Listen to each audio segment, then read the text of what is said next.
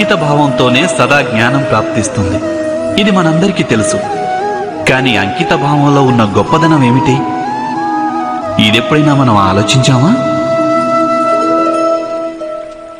జ్ఞానప్రాప్తికి సదా మనిషి మనసు విభిన్న సమస్యల్ని సృష్టిస్తూ ఉంటుంది.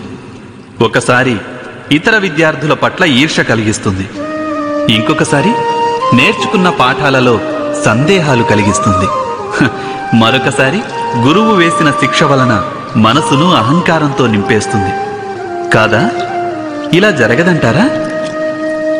ఎవరికి తెలుసు ఎన్ని రకాల ఆలోచనలు మనస్సును కలవరపెడతాయో? మనస్సులో కలిగే ఇటువంటి అనిశ్చిత స్థితి కారణంగా మనం జ్ఞానాన్ని పొందలేకపోతుంటాం. మనసుకు నిశ్చల స్థితి కేవలం అంకిత భావంతోనే వస్తుంది. అంకిత భావం అహంకారాన్ని నాశనం చేస్తుంది.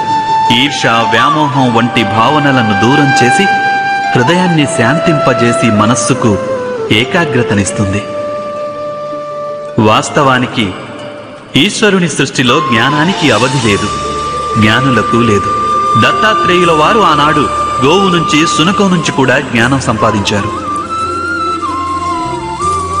అనగా విషయం బ్రహ్మజ్ఞానం కావచ్చు, లేక లోక జ్ఞానం కావచ్చు, లేక గురుకులంలో పొందే జ్ఞానము కావచ్చు. దాన్ని పొందడానికి గురువు కన్నా అధిక ప్రాధాన్యం ఆ గురువు పట్ల మన అంకిత భావానిదే. ఇది సత్యం కాదనగలరా? మీరే ఆలోచించండి.